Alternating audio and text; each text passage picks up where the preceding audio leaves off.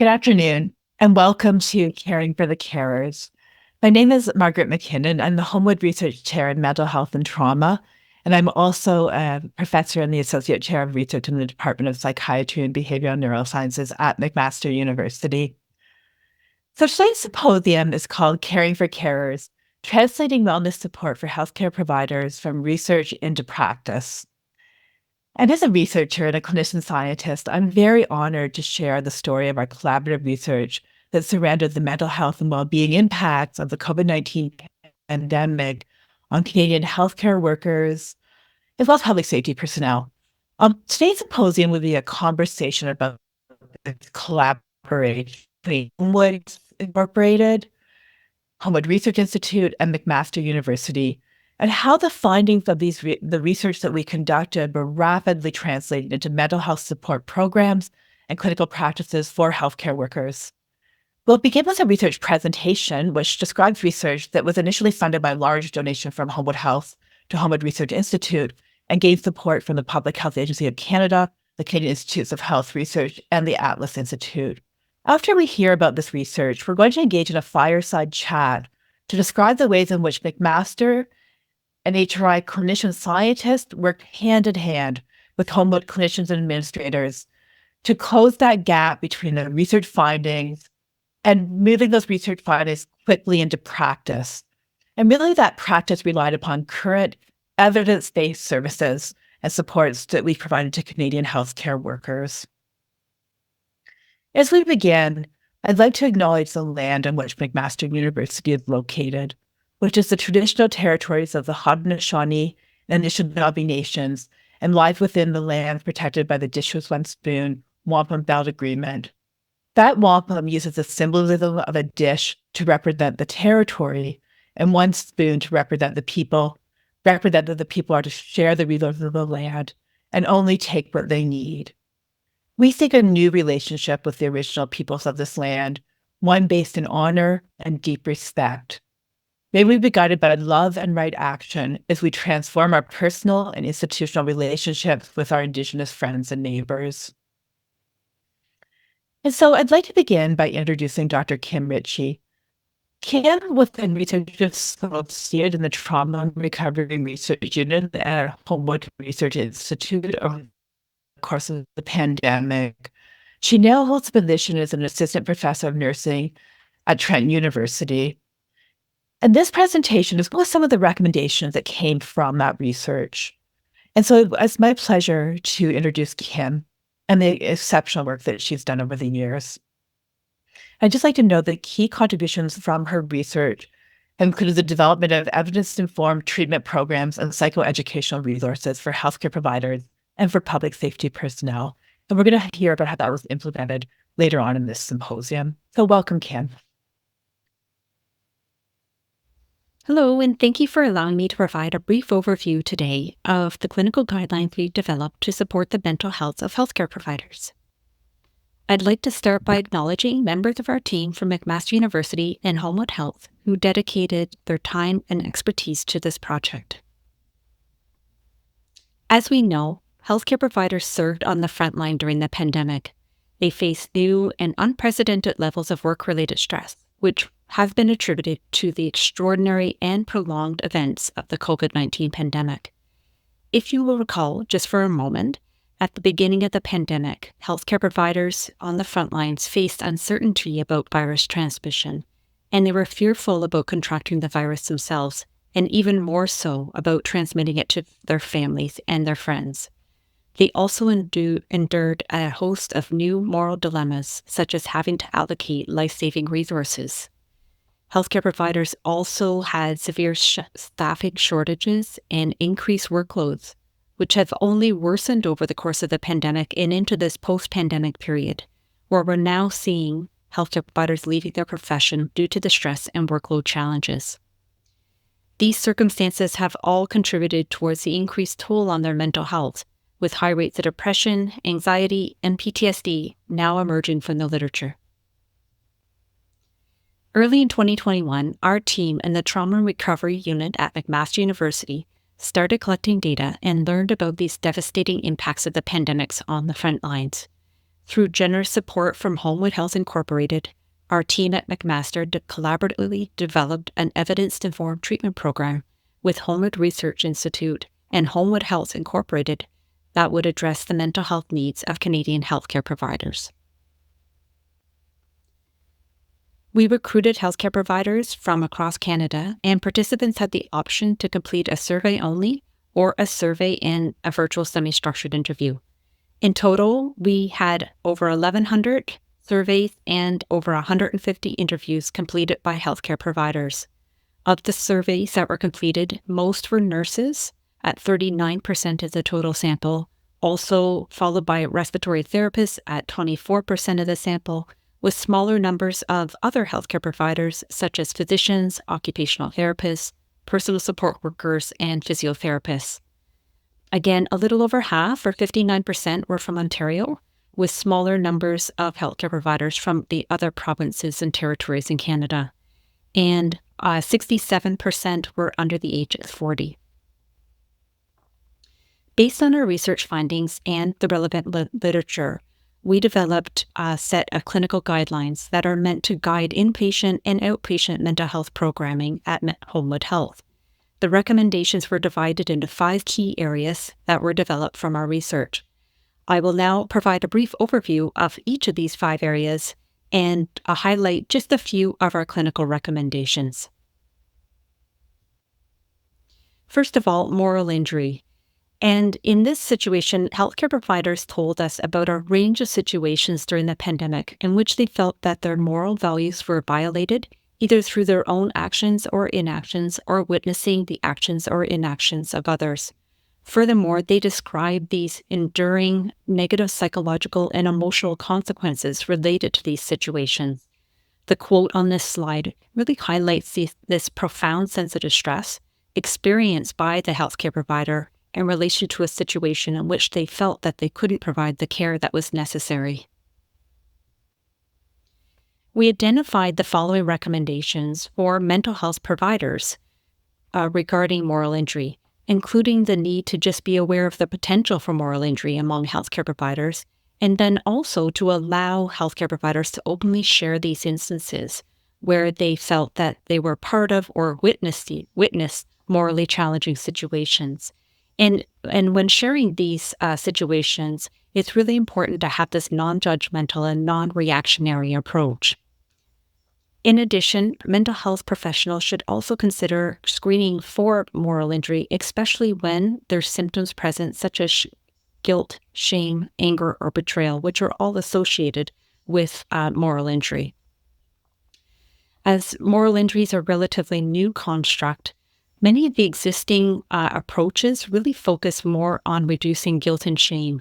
Yet our data suggests that healthcare providers may have also experienced more betrayal-based moral injurious situations during the pandemic, and thus might require symptoms more related to these trust violation situations, such as anger, betrayal, and a shattered worldview. The second area is on personal life and family. And in this situation, in addition to dealing with these job-related stressors during the pandemic, healthcare providers really also had to be very present and to help their families, which was sometimes very difficult. Many of the healthcare providers we spoke to described this as living in 2 worlds. And the quote on this slide really highlights the mental load that healthcare providers endured during the pandemic and how it affected their family lives. The first recommendation focuses on the need to raise awareness about these types of challenges that healthcare providers face in their work role to their families because they may not be aware. Also, organizations can help by offering access to family therapy sessions or support groups specifically tailored for healthcare providers and their families.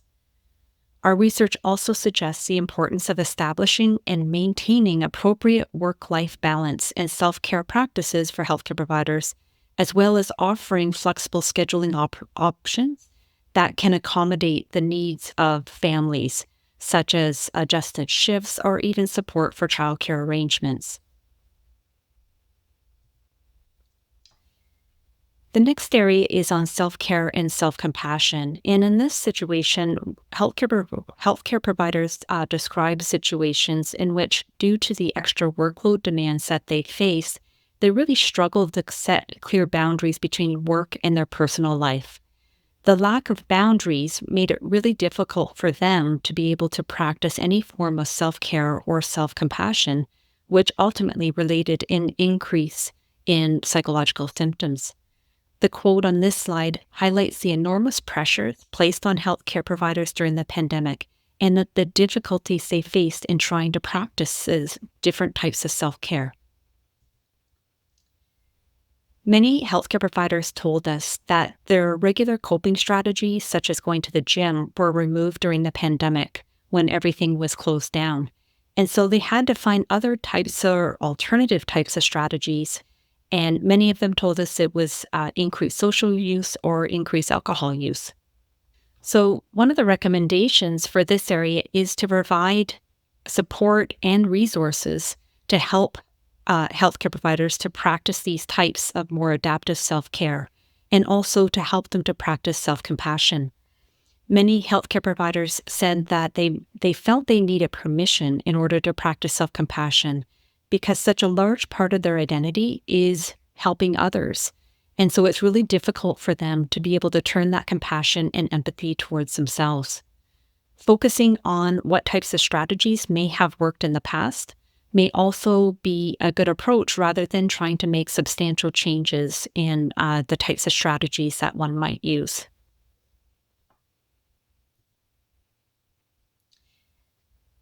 Under exhaustion and burnout, healthcare providers described a wide range of experiences that heavily affected their mental health and contributed to them feeling exhausted and burnt out during COVID and in this post-pandemic period. This included having to manage excessively high workloads, excessive times at work, staff shortages, a negative work environment, and feeling very disconnected from others. The quote on this slide really illustrates these cumulative effects of all these various stressors and the perception of lack of support for mental health resources. Burnout and exhaustion can be very difficult to define and to identify in ourselves or in others. Our first recommendation here is towards encouraging increased education and awareness of burnout and its signs, as these can manifest in many ways. And again, it's hard to recognize the signs and symptoms in everyone. Also, positive experiences can help to counterbalance the negative experiences healthcare providers face at work. So it's important that we encourage them to engage in activities which they feel might enhance their psychological well-being, such as different types of hobbies or spending time with family and friends, doing creative, or even having creative outlooks, practicing mindfulness, or whatever they find that makes them feel more positive and enhances their well-being. And the last area is on organization.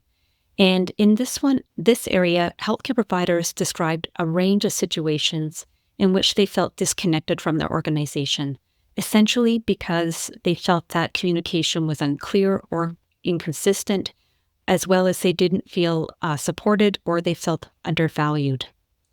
The quote here highlights this sense of being undervalued during the pandemic, especially around when important decisions are being made.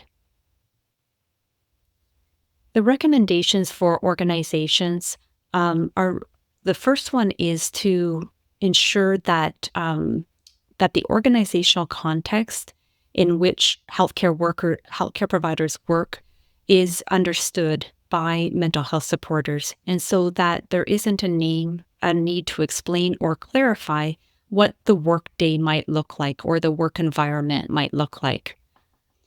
Furthermore, our research suggests that these types of organizational stressors may be a key contributor to some of the psychological distress and symptoms that healthcare providers face. And it really might be helpful for them to allow for some space and to validate these types of stressors and how significant a role they can play in our overall mental health. Another recommendation is to help healthcare providers to identify aspects of their work that they are within their control and those that they don't have control over. And by helping to focus on what one does have control over, it can help to shift their own perception on the value of their role and their ability to provide care within their own role and within their own organization. In summary, these 5 key areas were found to be important in our research when considering and addressing the mental health needs of healthcare providers. So by focusing on identifying and treating moral injury, fostering work-life balance and supporting healthcare provider families, encouraging self-care and self-compassion, creating ways to prevent exhaustion and burnout, and then finally addressing organizational challenges. And overall, all of these recommendations are aimed to raise awareness among mental health providers and among organizations, and to find ways to help healthcare providers and their mental health. Thank you very much.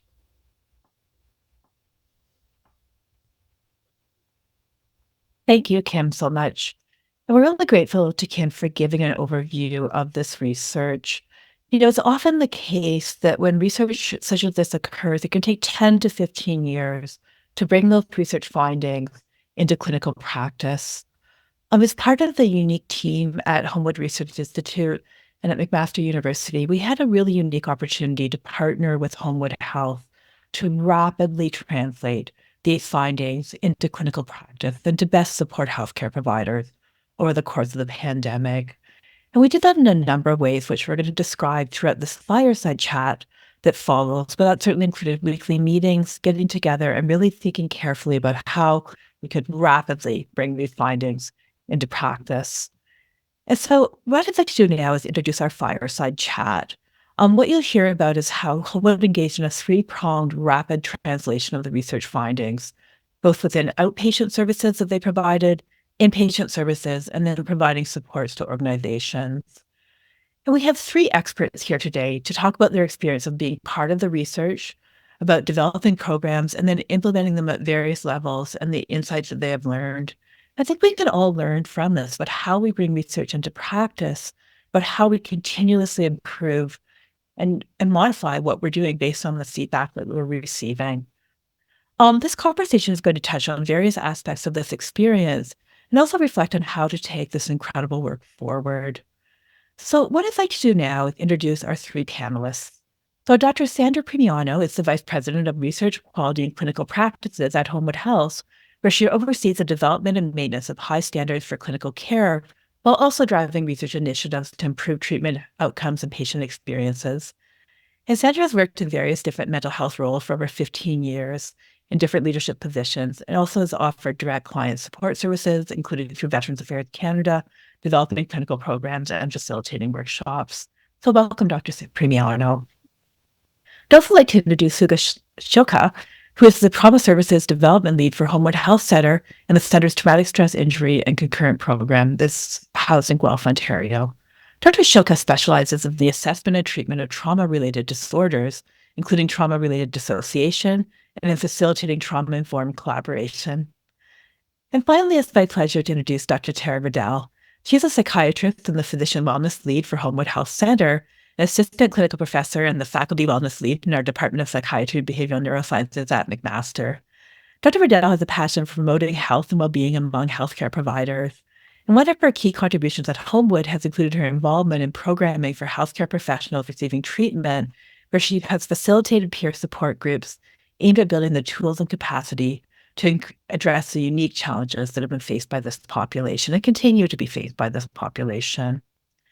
So I'd like to begin with Dr. Primiano. And Dr. Primiano, may I ask you if you could please give us an overview of this collaborative work and its implementation process at Homewood, so how the research was brought rapidly into practice.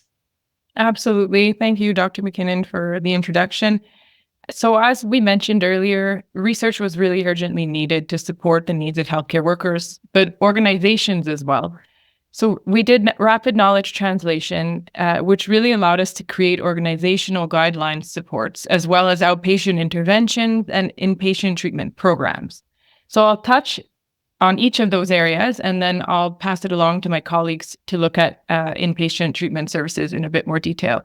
So really to support with systemic change and an attempt to benefit the greatest amount of healthcare workers as possible and prevent the development of more significant mental health issues. These organizational guidelines and supports for leadership were developed based on the research findings that you previously saw. These proactive supports and interventions included things like webinars, workshops, coaching for leadership, which offered psychoeducational information as well as strategies, self-reflection, and recommendations to really aim at creating that organizational level change.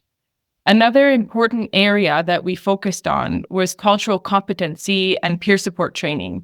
This was developed to raise awareness and really to increase knowledge, not only among leadership, but mental health professionals, providers, as well as peer support workers that were caring for healthcare workers.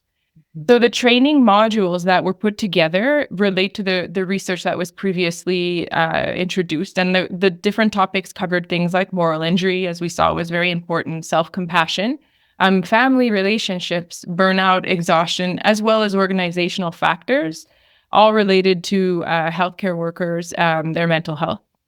The feedback that we received based on this training really did show significant increases in perceived knowledge and competency in these areas, which is what we want. We want to create cultural competency so that individuals in leadership positions and those supporting healthcare workers really understand what they're experiencing and then can fully provide support and have that level of understanding. So another really important area was around tailored treatment programs. So Home Health developed outpatient interventions as well as the inpatient treatment programs. And these really focused on the themes identified throughout the research, which we saw earlier, things which included moral injury, as well as self-compassion, identity, relationship, burnout, and the work-related emotional regulation, which relates to the organizational factors. We really aimed at creating programs that had a holistic approach to treatment. So as mentioned a little earlier, this included things around psychoeducation, as well as self-reflection, discussion, and then certain psychotherapeutic strategies. In the outpatient treatment, these types of interventions were really woven through the services that we offer and the treatment approaches. And I do really want to emphasize, as Dr. McKinnon said, that researchers as well as clinical teams were fully integrated, and we came together very regularly and in fact weekly to shape not only the research project, but to engage in rapid knowledge translation, which made this possible and allowed us to create these different types of interventions and programs and treatment services. We're going to hear from a couple of colleagues, Dr. Shilka and Dr. Riddell, about the treatment programming, how it was developed and implemented. Thanks so much, Dr. Piana. And those were really enjoyable meetings where we had graduate students, postdocs, clinician scientists, and clinicians coming together to really translate the findings and think together about how we could implement them. It's a really exciting time, and I think one where we're able also to offer support to healthcare providers, which was our overall goal together.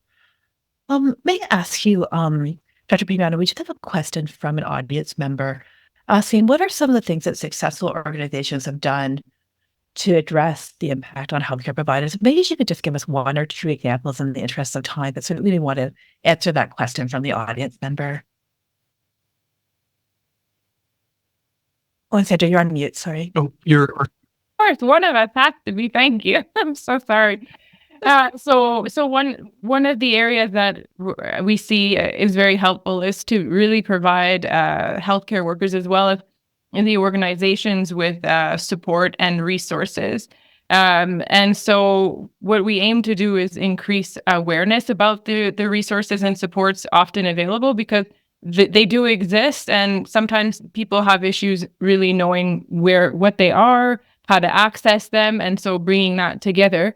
Another area that I briefly spoke about a bit that we see can be promising is really encouraging peer support engagements, which is another way to allow staff to connect with peers, to connect with people who may have similar experiences, and be able to interact with them a bit differently as people who are peers and not mental health providers.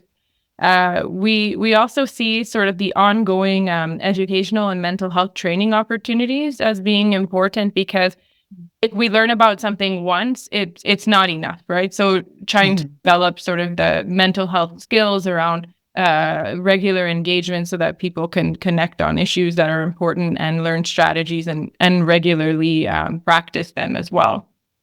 Thank you so much, Dr. Brown. Thank you. If I could turn now to Dr. Shilka.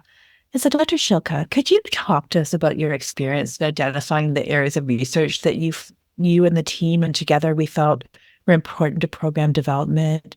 I want to note here as well, as we conducted our research and we engaged in a series of knowledge translation efforts through support from the Public Health Agency of Canada, for which we're very grateful. We certainly heard about intersectional identity, so the multiple identities that we all bring to the table, for example, being male identifying, non-binary, female identifying from our cultural backgrounds and so on. And we were hearing from healthcare workers that these were really impacting upon their experience. So maybe if I could ask you first, Dr. Shilka, to talk about how we identify the areas of research that were critical to program development, and then talk about the impact of intersectional identity as well. Mm-hmm. So, yeah, thank you for those questions and all of the work that everyone here and others not here were doing together on this. So as was beautifully described by Dr. Ritchie and Dr. Permiano, we identified some core areas that were essential for us to make sure we addressed, that led us to developing specific treatment targets within each of those areas. And all of this was done in ongoing collaboration. So first, meetings shifted from being very more research focused to translation focused. And as we became more translation focused, we invited frontline clinicians in with those of us who are research clinicians. So those of us who are straddle both sides, brought in people who are strictly clinically focused to think together about what's the best way to translate these areas that we know are really important treatment targets to support people. In addition to all the organizational stuff, right? The organizational components are the background, the context that makes all the other things work well. But within that context, how do we translate these things that we know are important to address in the best possible way, the way it's going to be most resonant, most meaningful, most helpful? And so, one way to think about this is trauma-informed collaboration, where you're collaborating with the people who are going to be doing the work, with the people who are ideally also who are going to be benefiting from the work. And that's the next stage that I'll be talking about. Dr. Riddell and I will be talking about very briefly today as well, but just that we're always interested in making sure that what we are doing is resonant across all of the different levels affected and involved in the process. Most importantly, the people we're trying to be of meaningful help to. So in that process, we solidified materials that resulted in three kind of primary outcomes, I guess, in a way, documents. The first was an overview, besides like trainings around cultural competency and all these things that we've been talking about already, psychoeducation for people at all different levels in the system, a specific sort of manual for how to be of best service to folks who are healthcare providers. And of course, checking that out with the people who are healthcare providers that we're providing this to, right? To see does this resonate with them? So first, a sort of an overview manual clinical guide, then a specific group kind of sequence that is meant to bring in all the different treatment targets, all different interventions that were collaboratively defined, and then a specific workbook for people who are participating in that work to be able to work through and take with them, so they have both kind of the knowledge in a way that's portable, that they don't have to take notes. They can add notes too, should they wish to, but also really work through and reflect on and make use of, both during their stay or during their work with Homewood, but also afterwards, be able to return to that, continue to reflect on it, continue to make use of it. Yeah. Thanks so much. Yeah, thank you, Dr. Shilka. And, if I could comment myself on some of the work as well, just thinking about how we often heard from healthcare providers who talked about the impact of the COVID-19 pandemic on their mental health and well-being, but also talked about how that intersected with their identity. So as an example, in a symposium of the Trauma and Recovery Research Unit at McMaster hosted, we heard from a healthcare worker who talked about his identity as being a man who was a member of the gay community. He was also LGBTQ2SIA plus community, or as he had described it. He also talked about his identity as a man who was of Asian descent, and also a man who was a healthcare worker. And he talked about how those identities intersected together over the course of the pandemic. And I think oftentimes for employers, they often, don't know how to address this. And I think part of it is simply talking about it, right? Recognizing that impact. And I know we've been working to translate that research and knowledge translation-based finding into the work that we're doing. So it was really helpful. And this, I've described it in tons of that terms. He said, I was a man who was gay. I was a man who was, a member of the Asian community, and I was also a healthcare worker. And all of those identities were coming together to have impact on my mental health and well-being. I just wanted to highlight that as well, because I think it's such an important part of the conversation that we're having today. It really is. And yes. Please go ahead. oh no, sorry. I thought you were wanting me to comment on it. I don't need to. If you go ahead. Please go ahead. Please go ahead. On time. Yeah. Oh well, just to say. Just to say, strongly agree, and that speaks to, again, the reason why trauma-informed collaboration, trauma-informed care is so important, with the core component of that being attentive to historical, cultural, and gender factors. Absolutely. Because people who have been marginalized to one degree or another because of their gender, their sexuality, their culture, how they identify, who they love, all these pieces. And especially if there's multiple categories in which they fall within, that idea of intersectionality becomes more and more of a challenge. One, often to be understood, unfortunately, and also to be and feel heard and seen. Okay. And so it's really incumbent on all of us to be actively and additionally curious with people who we are less familiar with, to be actively, wondering what might we be missing, how might this person's experience be different than I might presume, based on my specific experiences, and how do I invite them into the dialogue so we can collaborate together about how to do this in a way that's going to actually work well for them as well, and make sure we're creating an environment that's emotionally safe and supportive of doing this very meaningful but also challenging work that's involved in healthcare. Thanks so much, Dr. Shilpa. Thank you.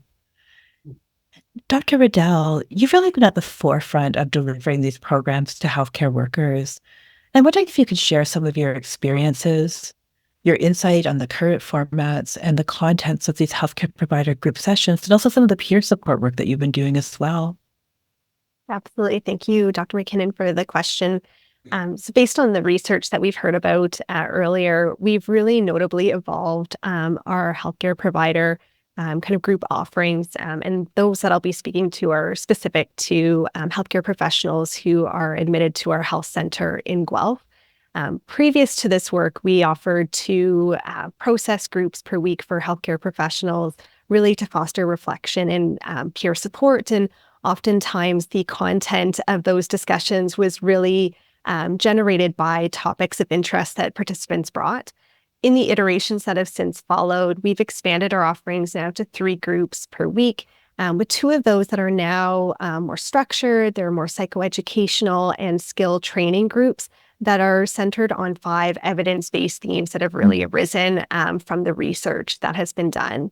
And these groups are now jointly offered both by myself and also one of our mental health and addiction therapists in the health center. And each week we focus on a different theme, and we cycle those themes every few weeks so that patients who are attending get to have exposure to that content throughout their stay. And these groups are not only a chance for reflection, to have space to share in these experiences, but also incorporate skills from several different therapeutic modalities, including cognitive behavioral therapy, acceptance and commitment therapy, mindfulness, self-compassion, emotion regulation, and are also trauma-informed as well. The themes that we've generally found have most resonated with our participants have been centered around moral injury. And surprising as we've heard already, that's been a large focus from the research. We spend 1 week actually focused on self-based moral injury. So that occurs when an individual acts themselves in a way that transgresses their moral code. And we really incorporate strategies from self-compassion to help challenge the cycle of shame that follows, or cognitive reframing to consider alternative interpretations to what has occurred. And as well, we spend a second week focused on moral injury that is other focused, which really lends itself to speaking about sometimes that systemic institutional betrayal that healthcare providers have experienced, especially in the context of the pandemic. And that's where we also incorporate those concepts of acceptance and commitment therapy to focus on the present moment, how we can refocus and reconnect with our own value-driven behaviors and be mindful of our own attempts to enforce moral acts of others. As an extension for moral injury, we spend a week on identity, recognizing that there is potential sequelae from that.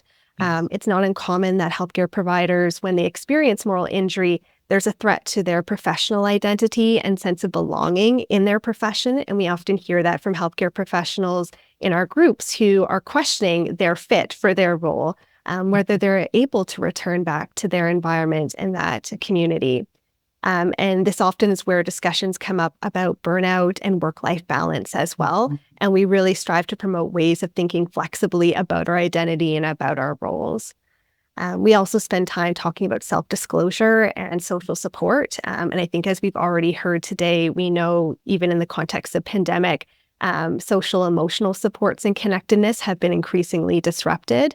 And we also know that connectivity has a real mediating effect on well-being. And so we really speak to barriers and how to overcome them for formal help seeking, how to foster kind of informal peer support, and also thinking about the utility of other sources of emotional support, such as through personal and family relationships.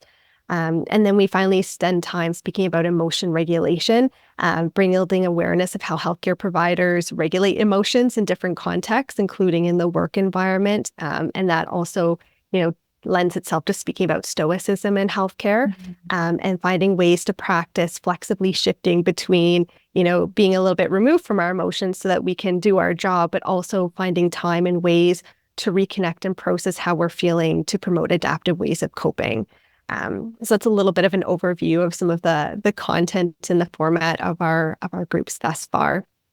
Thank you so much. It's really, I think it's really so helpful to hear the research being mirrored in the practice, right? So the lessons, for example, around moral injury that have been learned and how those are being addressed directly. And I think for other healthcare providers who care for healthcare workers, I'd like to be listening to this and hearing lessons that were learned and how they can be incorporated into your clinical practice. Because I think, it's just, I would say as a researcher and a clinician scientist, it's just, for me to hear that being brought directly to practice, I just find so important, and really hoping that others who provide this sort of care can hear this and think about some of the ways to implement these lessons.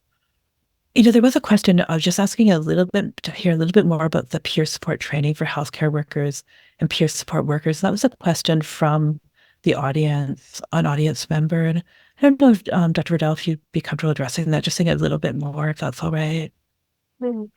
So I would say, at least in the groups that I provided, our discussion around peer support tends to lend itself, one, to the actual group environment. And I think that's when one of the key elements is coming together and having a shared space to kind of express and experience and, with others who kind of understand and get it.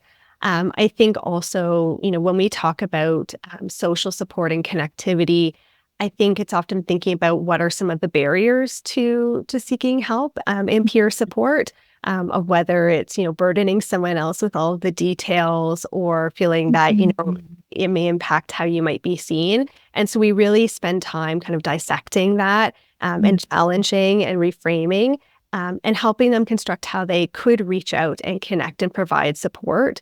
And I think oftentimes in the group and discussing this, one, it helps someone to think about who they could reach out to. And two, I think, as they feel empowered and comfortable kind of seeking that support, how they might also offer that for someone else. So that's the way it comes up, at least in the group setting, from kind of fostering peer support. But I think it's often around kind of reviewing some of the barriers and challenges, because often that's such a key source of resistance and limitation, I think, as a start. Yeah, thank you so much, Dr. Goodell. Thank you. I just want to turn back to the audience questions because there's some really wonderful questions coming in. So there's a question from Brandon Carmichael, and hi, Brandon, asking, are there any ways to get involved in implementation of these findings, kind of like a train the trainer for managers or for leaders? I don't know the answer to that question, so I would just ask the audience members, or rather the panelists. And if not, maybe Brendan, that's certainly something we can talk about, ways to implement this, but I'm happy to connect about that or connect you with the panelists as well. Does anyone have any comments for that? Dr. Kramer? Oh, thank you. I was just thinking, just depending on what, where the organization is at, just in terms of what they have available and what they're offering, there are always opportunities for different organizations, like for Homewood, for instance, to offer webinars or workshops to just assess and see what their needs are and what might be helpful to them, and then see who would participate in that group and what might meet their needs to sort of set something up like Train the Trainer and provide support around those different areas. Yeah, thank you, Dr. Primiano. There's another question. I think this is a very interesting question. So, the attendee says, "Thanks so much for conducting this important research and for sharing your findings with the wider community. I'm curious about two things: implications for healthcare leaders at the middle manager level, and whether or how the mental health status and needs of healthcare workers has changed as the intensity of the pandemic has changed." If I might, I'm just going to address in part that second question, and then maybe turn it back to the panelists if that's all right. Would that be okay? So, I think that we over the course of the pandemic, as part of our research, we looked at rates of mental health and well-being impacts over different stages of the pandemic. And we've found, for example, that over 60% of healthcare workers endure symptoms, clinically significant levels of anxiety and depression, and many are screening positive for post-traumatic stress disorder.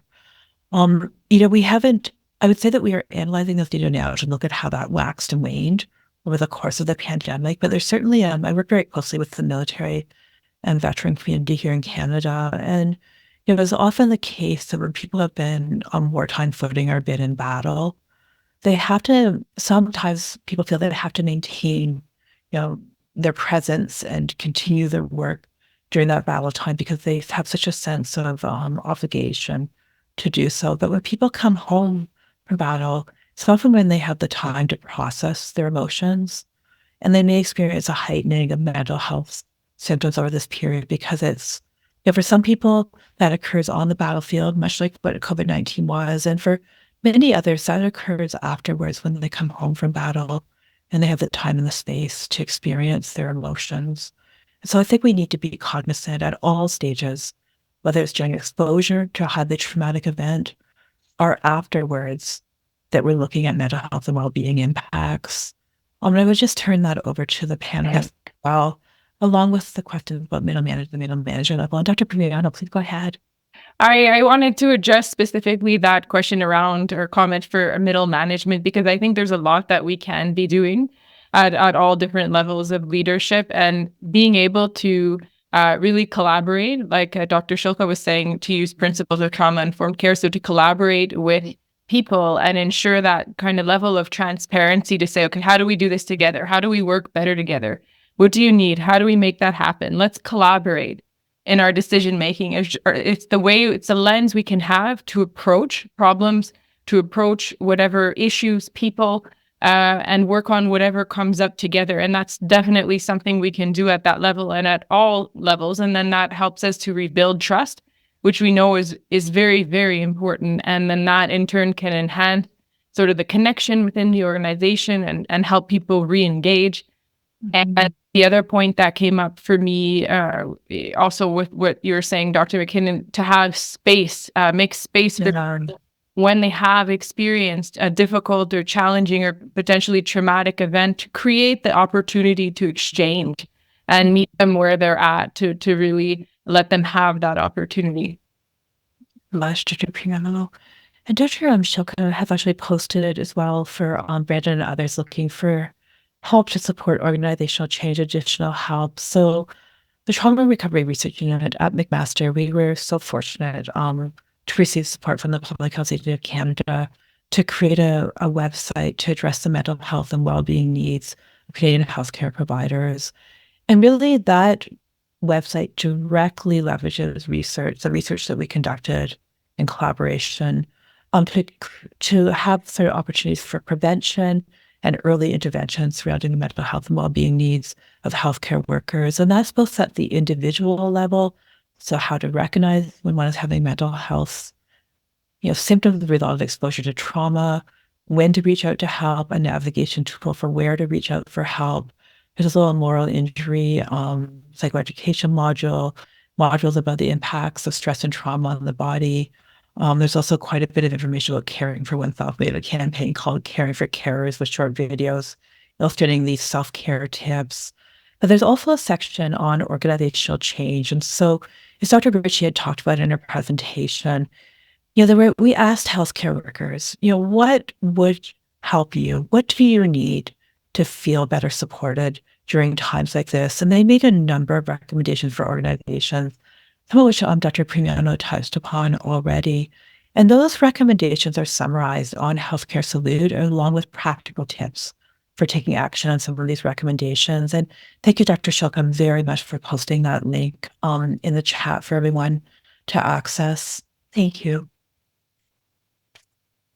And I'm going to turn back to another question here for Dr. Waddell.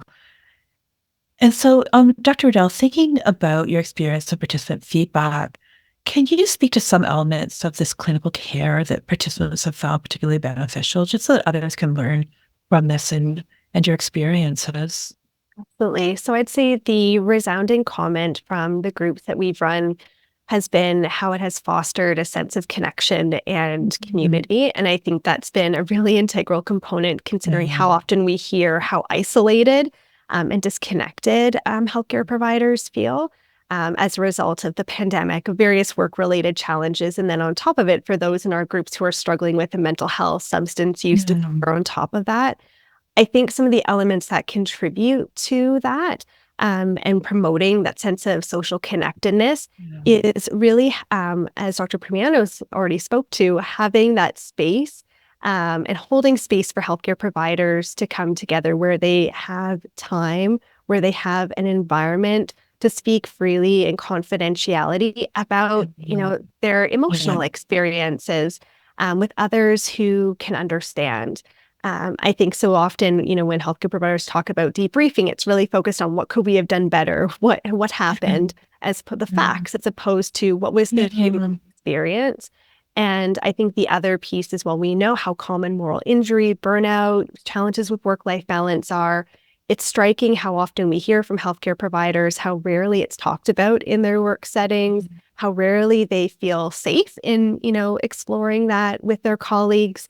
And so that results in them feeling alone or like they're imposter, or they feel a sense of shame in that regard. So I think it just offers a reminder of coming together and holding that space, provides an opportunity to build common humanity. So people feel they are not alone, that they're not any less good at their job, and that there are other providers in the same work environment who they respect, who are also skilled, who they recognize are also experiencing similar difficulties.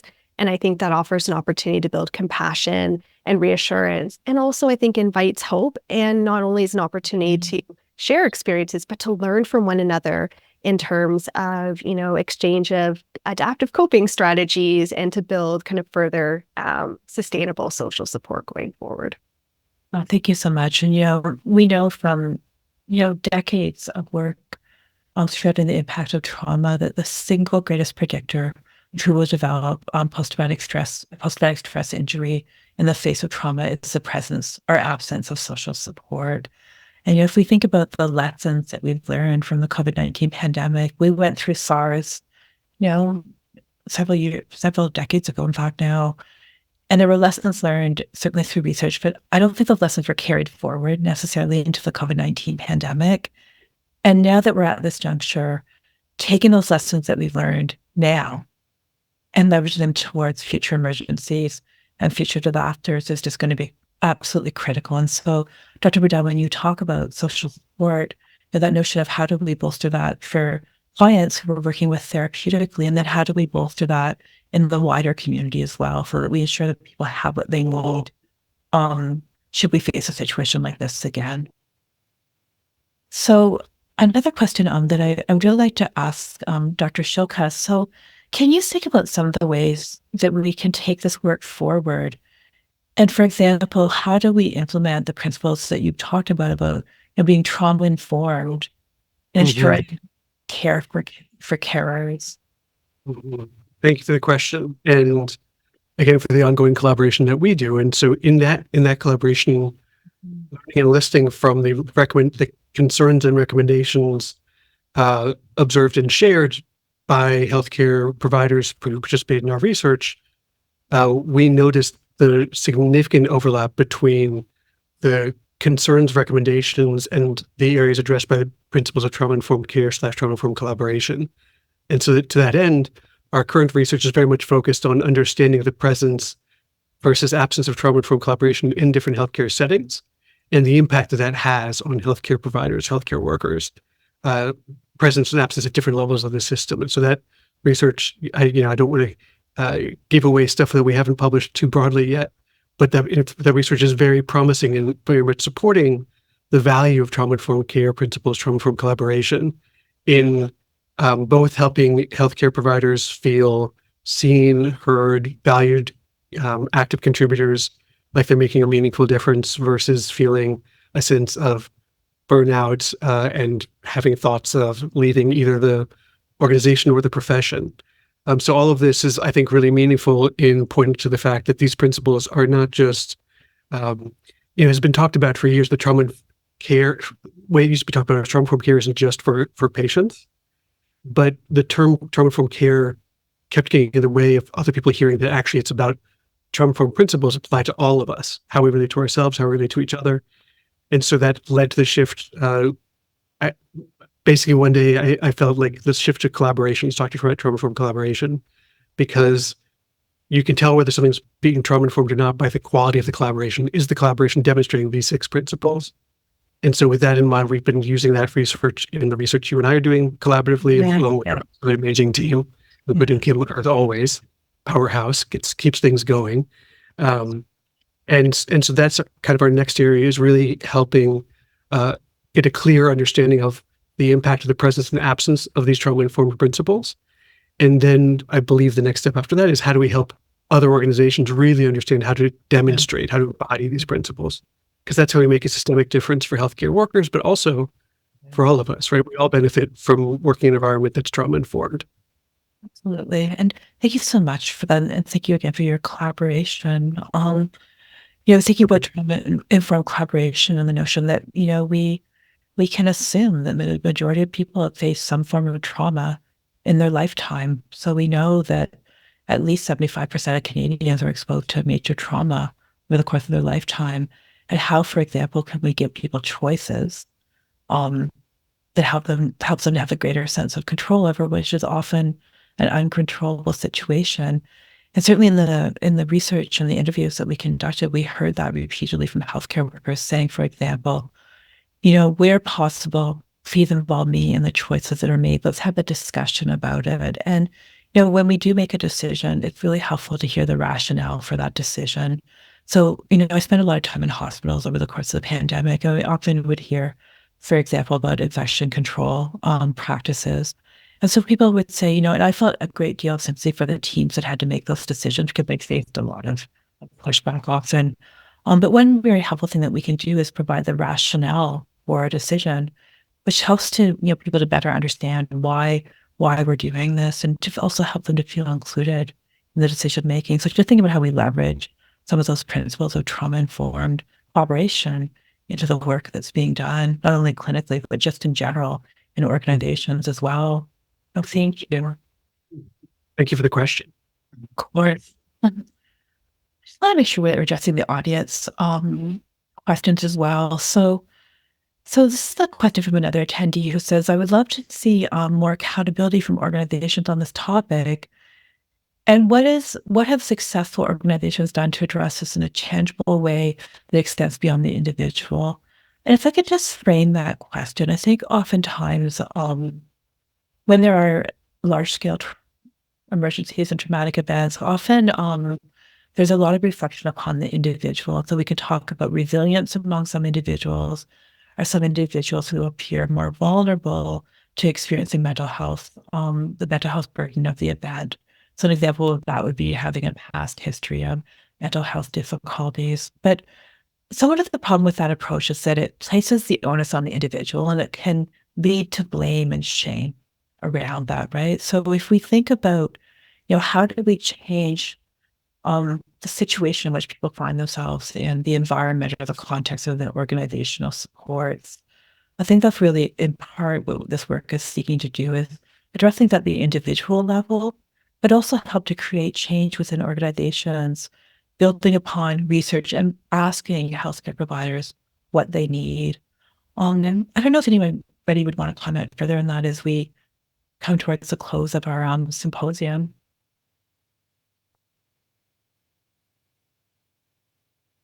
Maybe if there's not much to add to that, I think just it's an important reflection point. So I'm going to now turn back to Dr. Primiano and just ask for the final question of the symposium. Dr. Primiano, what do you see as some of the next steps in supporting healthcare workers in terms of the prevention of mental health issues? Yeah, thanks for that question. That's a really good one too. And I mean, we touched on this a little bit earlier. I think there are lots of areas that we can support with. I'm going to mention again mental health support and resources. They may already exist in certain organizations, likely in most. How do we navigate people to getting to them? How do we let them know what they are, how to access them?